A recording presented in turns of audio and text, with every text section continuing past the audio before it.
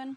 இப்போ நம்ம பார்க்க போகிற speed Tamil junior speed shorten July 1999. Tamil lower speed போட்டு ஒரு 1 வீக் மேலே ஆயிடுச்சு. இப்போ தான் போடுறேன். ஸோ நீங்கள் தமிழ் லோயர் ப்ராக்டிஸ் பண்ணாலும் சரி, தமிழ் ஹையரை ப்ராக்டிஸ் பண்ணி பாருங்கள், ஒன்றும் தப்பு கிடையாது. தமிழ் லோயர் கொஞ்சம் கஷ்டமாக இருக்கும் கம்பேர் பண்ணும்போது. பட் தமிழ் லோயர் வந்து உங்களுக்கு ஸ்பீட் நல்லா பிக்கப் ஆகிடுச்சு அப்படிங்கிற பட்சத்தில் தமிழ் ஹையர் உங்களுக்கு ரொம்ப ஈஸியாக தான் இருக்கும். ஏன்னா தமிழ் லோயர் அதை மட்டுமே ப்ராக்டிஸ் பண்ணணும்னு அவசியம் இல்லை.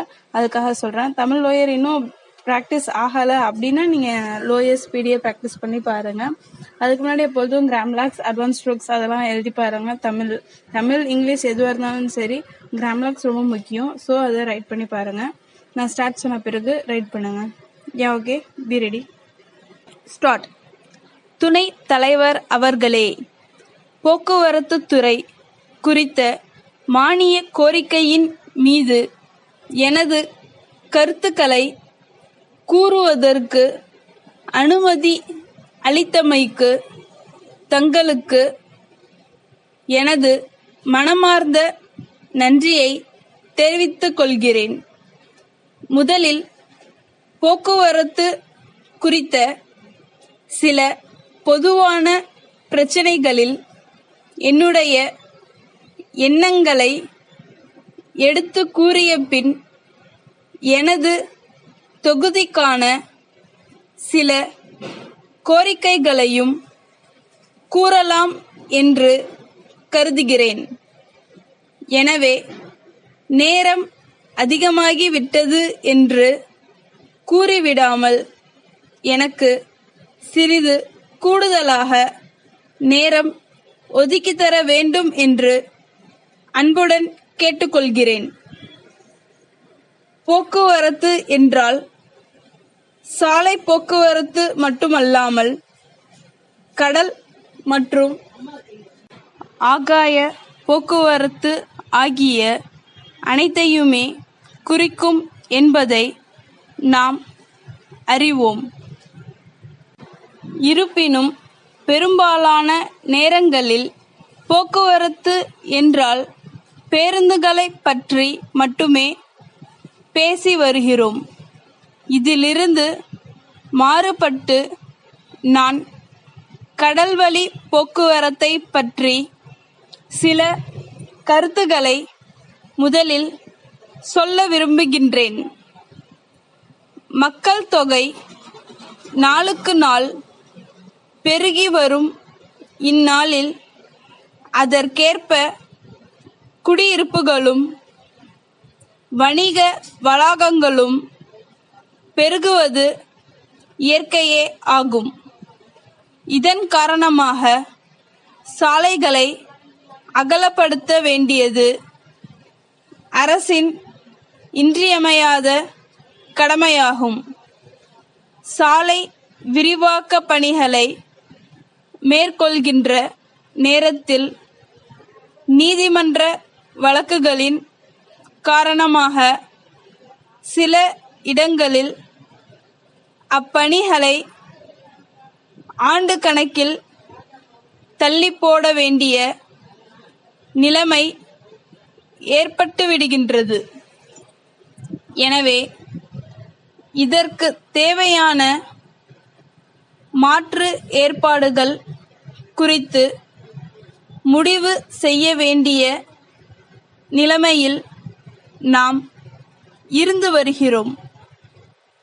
இவ்வாறு எண்ணும்போது இயற்கை நமக்கு அரிய செல்வங்களை அள்ளி வழங்கியுள்ளதை நாம் நினைவு கூறுதல் வேண்டும். குறிப்பாக நாம் பார்ப்போமேயானால் நமது மாநிலம் பல ஆறுகளையும் சிறிய சிறிய கால்வாய்களையும் நீண்ட கடல் பரப்பையும் பெற்றுள்ளது தெரியவரும். சாலை போக்குவரத்தில் வாகனங்களின் எண்ணிக்கை பெருமளவுக்கு அதிகரித்துள்ள இந்நாளில் இத்தகைய நீர்வழிகளை பயன்படுத்தி மாற்று போக்குவரத்தை அமைக்க வேண்டும். இதன் மூலம் சாலை போக்குவரத்தில் நெரிசலை குறைக்கலாம். மக்கள் வசிக்கும் இடங்களில் வாகனங்களால் சுற்றுப்புற சூழல் மாசுபடுவதையும் இதனால் தடுக்க முடியும். நகரங்களில் ஏற்படும் மாசு அங்கு வசிக்கும் மக்களுக்கு பெரும் பாதிப்புகளையும் ஏற்படுத்தும் என்று அஞ்சப்படுகிறது. அதை மாற்றவும் மாசு பரவுவதை தடுக்கவும் அரசு மேற்கொண்டிருக்கும் முயற்சிகள் பாராட்டுக்குரியதாகும்.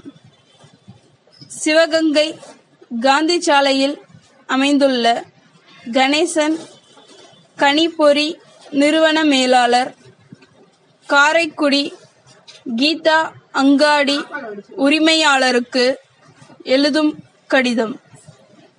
அன்புடையீர், இன்றைய சூழ்நிலையில் அறிவியல் விஞ்ஞானம் நாளுக்கு நாள் வளர்ச்சி அடைந்து வருகிறது.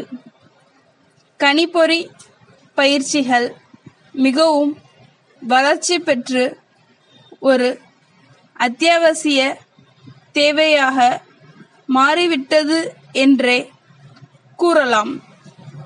இதன் விளைவாக தொடக்க பள்ளிகளில் கூட கணிப்பொறி கல்வி அறிமுகமாகி உள்ளது என்பதை தாங்கள் நன்கு அறிவீர்கள். இத்தகைய வளர்ச்சிக்கு இணையாக ஈடு கொடுத்து செயல்பட்டு வரும் எங்கள் நிறுவனத்தின் எழுதுபொருள்கள் தேவைகள் குறித்து தங்களுக்கு கடிதம் ஒன்றை கடந்த மாதத்தில் அனுப்பியிருந்தோம்.